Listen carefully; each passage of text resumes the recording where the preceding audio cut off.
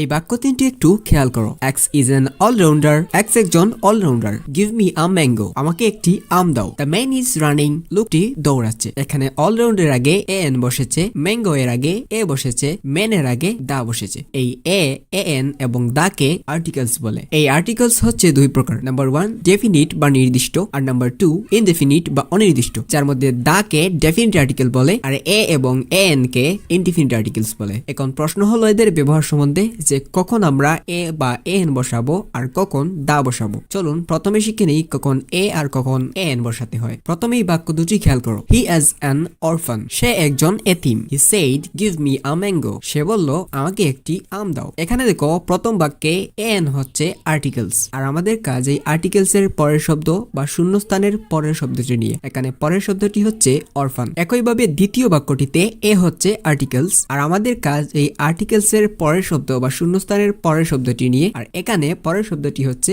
Mango. কি মাথার উপর দিয়ে যাচ্ছে? ওকে, তাহলে চলো এবার এটিকে মাথার কাছে আনার চেষ্টা করা যাক। সাধারণত আর্টিকেলস এর প্রশ্ন এভাবে দেওয়া হয় যে একটি বাক্য থাকে এবং সেখানে এরকম শূন্যস্থান থাকে। তো আমাদের কাজ এর শূন্যস্থানের পরের যে শব্দ থাকবে সেটির প্রথম অক্ষর খেয়াল করা এবং দেখা এই অক্ষরের উচ্চারণ এরকম হচ্ছে কিনা। অর্থাৎ শূন্যস্থানের পরের শব্দের প্রথম অক্ষরের উচ্চারণ ও আ ই উ ও এ এরকম হচ্ছে কিনা। যদি এদের যে কোনো একটি হয় তাহলে আমরা আর্টিকেলস এন বসাবো, আর যদি এরকম না হয় তাহলে আমরা আর্টিকেলস এ বসাবো। চলো কিছু উদাহরণ দেখা যাক। হি ইজ ড্যাশ অরফান, এখানে শূন্যস্থানে এ বসবে নাকি এন বসবে? দেখো শূন্যস্থানের পরের শব্দটি অরফান, যার প্রথম অক্ষর ও, যা উচ্চারণ করলে অ এর মতো শোনায়। অরফান, অরফান, ও। আর আমরা তো জানি যদি ও আ ই উ ও এ এর মতো উচ্চারণ হয় তাহলে এন বসে, নয়তো এ বসে। আর যেহেতু অরফানের প্রথম শব্দ অ এর মতো উচ্চারিত হয়েছে, তাই এখানে আমরা শূন্যস্থানে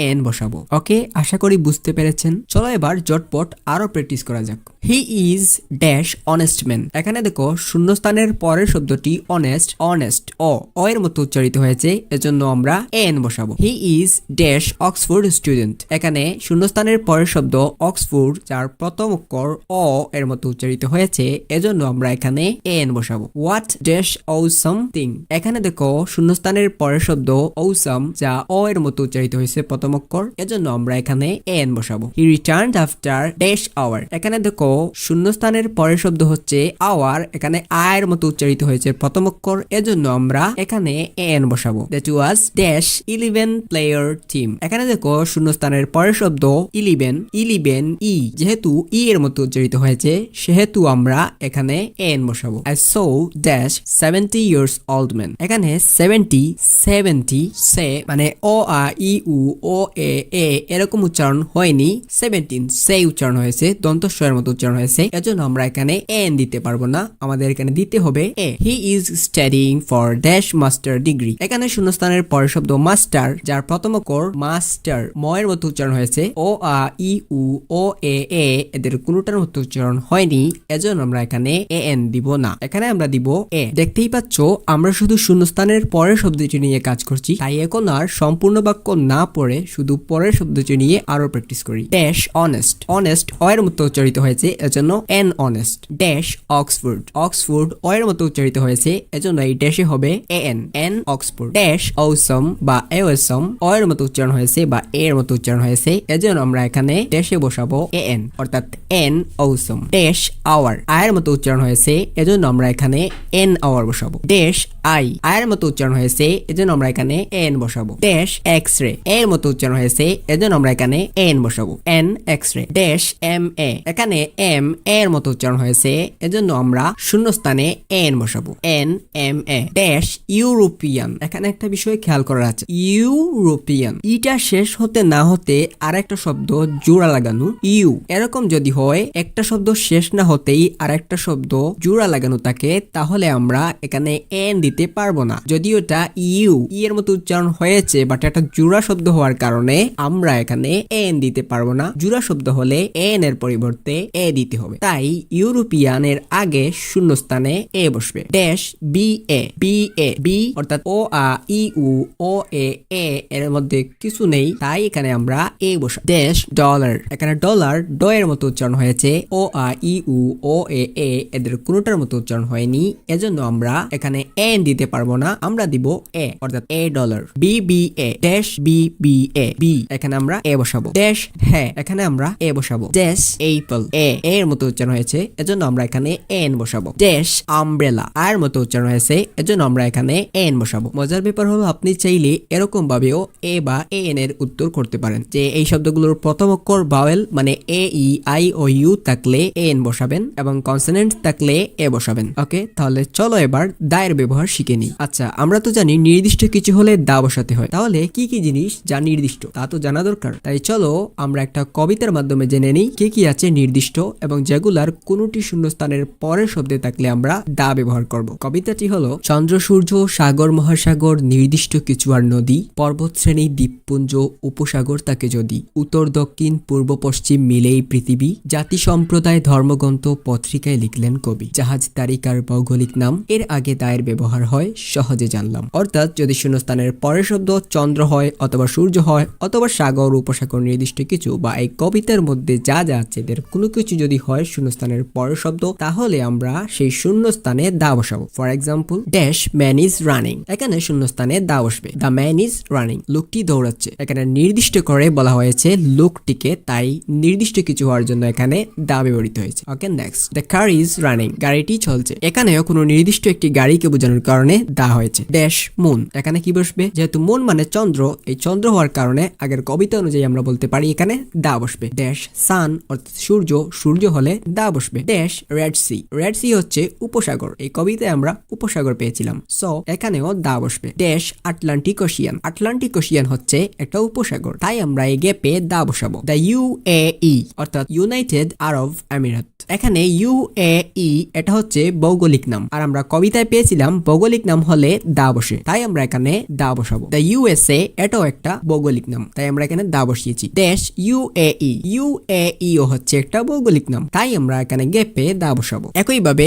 দা UK, এখানে UK হচ্ছে ভৌগোলিক নাম, তাই আমরা এখানে দা বসিয়েছি। ড্যাশ বে অফ বেঙ্গল, এখানে বে অফ বেঙ্গল দ্বারা জাতি বুঝিয়েছে, এজন্য আমরা এখানে দা বসাবো। ড্যাশ প্রথম আলো, প্রথম আলো হচ্ছে পত্রিকার নাম, আর কবিতা অনুযায়ী পত্রিকার নাম হলে দা বসাতে হয়, তাই আমরা এখানে দা বসাবো। ড্যাশ হলি কোরআন, হলি কোরআন হচ্ছে ধর্মগ্রন্থের নাম, কবিতায় আমরা শিখেছি ধর্মগ্রন্থ থাকলে দা বসে, তাই আমরা এখানে দা বসাবো। দা হলি কোরআন। ড্যাশ বয়েস, অর্থাৎ বালকগুলো, এখানে নির্দিষ্ট করে বলা হয়েছে বালকগুলো, অর্থাৎ যেখানে বালক বালিকা সবাই আছে কিন্তু নির্দিষ্ট করে বালকদের বলা হয়েছে, এজন্য আমরা দা বয় নির্দিষ্ট বলার কারণে আমরা এখানে দা বসালাম, কারণ নির্দিষ্ট হলে দা বসে। ড্যাশ মেঘনা, মেঘনা হচ্ছে একটা সাগরের নাম, আর আমরা কবিতায় পেয়েছিলাম সাগর থাকলে দা বসে, তাই এখানে দা হবে। ড্যাশ মুসলিমস, মুসলিম হচ্ছে একটা সম্প্রদায়ের নাম, আর সম্প্রদায় থাকলে কবিতা অনুযায়ী এখানে দা বসে, তাই আমরা এখানে দা বসাবো। ড্যাশ টাইটানিক, টাইটানিক হচ্ছে জাহাজের নাম, আর জাহাজ থাকলে কবিতা অনুযায়ী দা বসে, তাই আমরা এখানে দা বসাবো। ড্যাশ পদ্মা, পদ্মা হচ্ছে একটা সাগরের নাম, কবিতা অনুযায়ী সাগরের নাম থাকলে এখানে দা বসবে, তাই আমরা বসাবো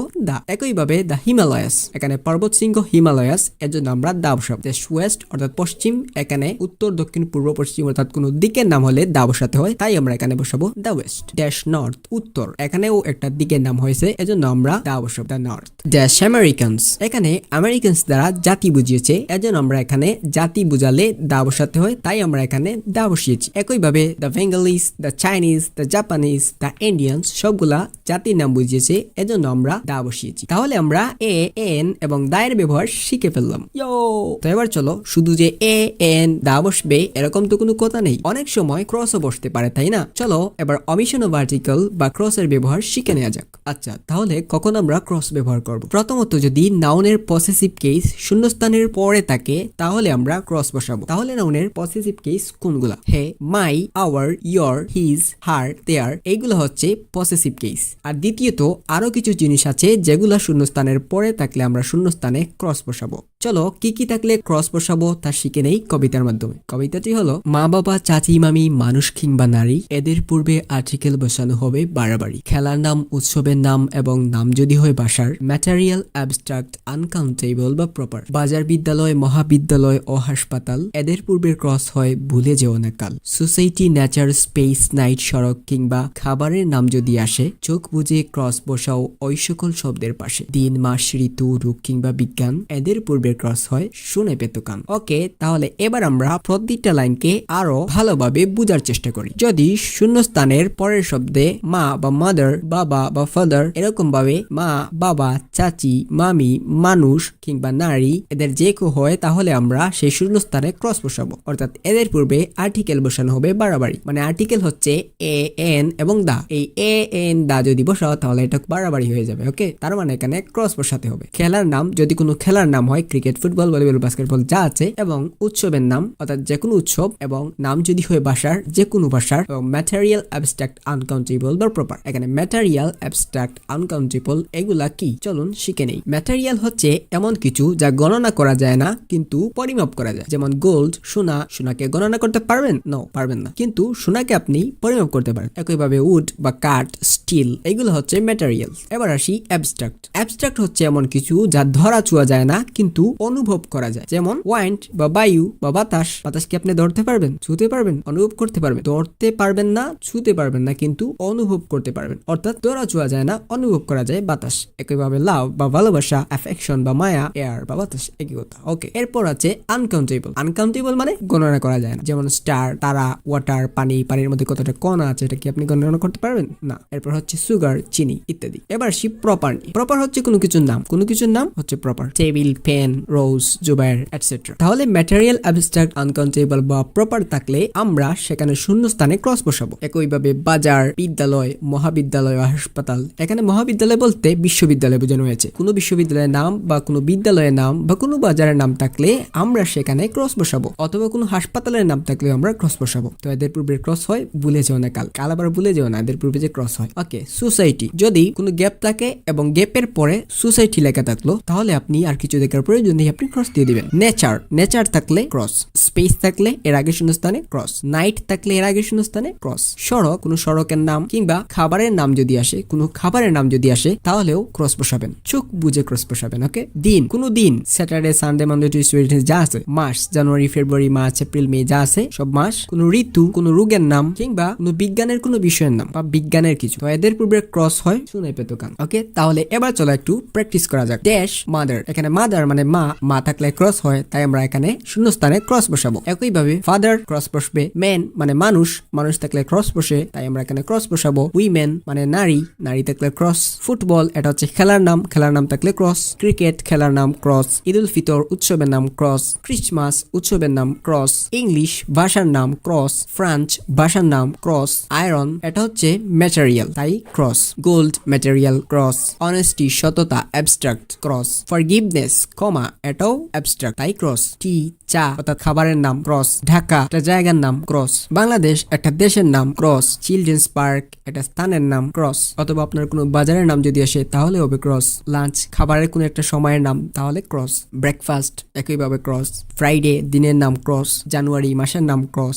স্প্রিং ঋতুর নাম ক্রস। ক্যান্সার রোগের নাম ক্রস। কোভিড-19 রোগের নাম ক্রস। কেমিস্ট্রি বিজ্ঞান ক্রস। অর্থাৎ এই কবিতা অনুযায়ী যাই থাকবে আমরা বসাবো ক্রস। তাহলে চলো একটু রিভাইজ করা যাক। এ এন দাকে আর্টিকেল বলে। আর্টিকেল দুই প্রকার, ডেফিনিট আর ইনডিফিনিট। ডেফিনিট হচ্ছে দা, ইনডিফিনিট হচ্ছে এ আর এন। এ আর এন বসানোর নিয়ম হচ্ছে যদি ও আ ই উ ও এ এরকম উচ্চারণ হয় তাহলে আমরা বসাবো এন, নতুবা আমরা এ বসাবো। দায়ের জন্য কবিতাতে যা আছে এবং ক্রসের জন্য কবিতাতে যা আছে শেষ। এখন আপনাদের এখানে একটা বিষয় খেয়াল রাখতে হবে, আপনি যখন উত্তর করতে যাবেন তখন কিন্তু প্রথমে এ বা এন বসানোর চিন্তা করবেন না। প্রথমে আপনি দেখবেন এখানে দা অথবা ক্রস বসে কিনা। যদি দা অথবা ক্রস বসে তাহলে আপনি আগে দা অথবা ক্রস দিয়ে উত্তর করার চেষ্টা করবেন। আর যদি দেখেন দা অথবা ক্রস বসবে না তাহলে আপনি এ অথবা এন বসাবেন। তাহলে আমাদের আর্টিকেলস এর সকল নিয়ম জানা প্লাস হালকা পাতলা প্র্যাকটিস করা শেষ। এখন আপনি কিভাবে আপনার পরীক্ষার জন্য প্র্যাকটিস করবেন? তো সাজানো বলে রাখি, আগে শুধু আর্টিকেল দিয়ে উত্তর করা যেত,